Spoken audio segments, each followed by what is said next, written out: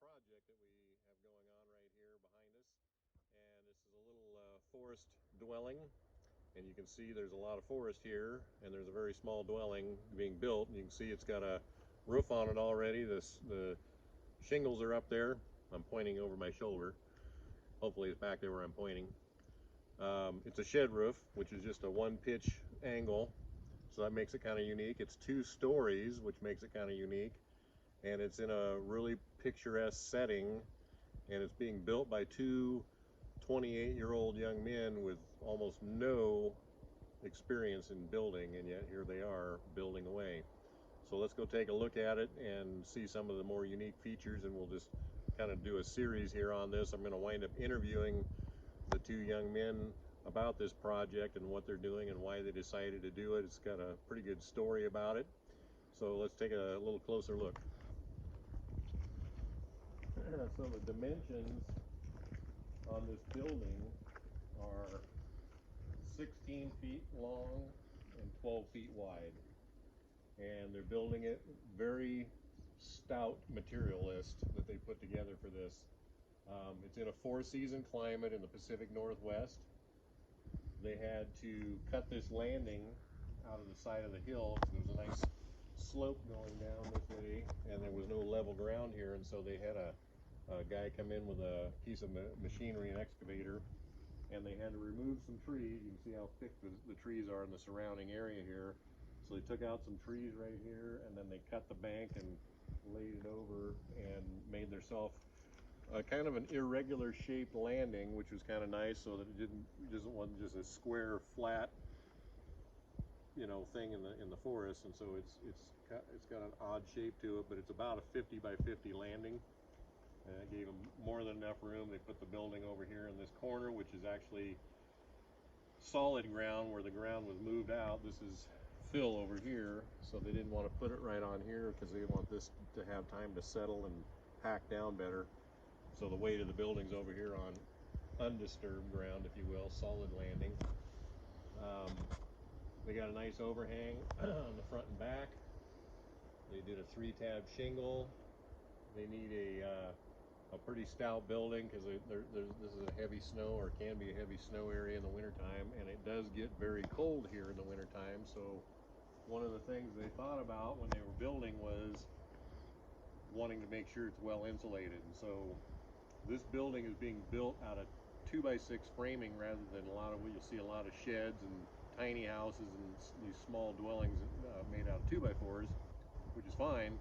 But the 2x6 allows for a much heavier insulation package, and so one of the things they did was they framed up the floor and put a plywood sheet on one side, filled it with fiberglass batt insulation at R21, turned it over on top of these 4x4s, these pressure treated pieces right here, and then laid their actual subfloor on top of that, which is a 3/4 inch thick material. So they have an R21 floor, there'll be an R21 in the wall, and also an R21 in the ceiling, so everything's 2x6, and that'll make it for a very nice, warm building envelope in the wintertime, and cooler in the summer too. But it's pretty decent in here. It does get in the 90s and even can touch into the hundreds in the summertime in this area, so it's definitely got some extremes on either end of those seasons. So let's take a look around here. So the upper floor, there's a loft, and they haven't framed the end walls on the upper half of the building yet. That's something that they're working on next because they want to get this sheeted in so that it's weather tight. So, and I know they were going to put another window in, I think, on this side. And what we'll do is we'll interview them at some point, but right now I just want to get you started on the project here. Another unique feature here is they were taking advantage of the scenery, and the scenery being the forest. No territorial views here because there's just a lot of trees, and the trees are pretty good size. Just gonna run up the slope real quick here so you can kind of get an idea. This is about an 80-year-old or so bull pine. And so you can see how big it is from me standing next to it. And this guy's, I'm going to say over 100 feet tall. So pretty good sized tree right there to look at out the window. and there are several other in the vicinity here that are equal or greater size. And then there's a lot of mid-story trees in here that are in the 40-year-old range that are 50 to 70 feet tall. So it's a pretty area. There's a lot of wildlife in here. They get deer right up in here, turkey, lots and lots of birds, squirrels, chipmunks. I know rabbits. Who knows what else? There could be Sasquatch could be standing 10 feet into the trees over there. We wouldn't be able to see it because that's how thick it is in here. But it's very quiet. It's kind of cathedral-like because of the trees being so tall. And just hearing the breeze rustle through the trees is very peaceful, serene, pretty neat area. So really neat kind of feature here is a 6-foot sliding glass door is going to go in this opening.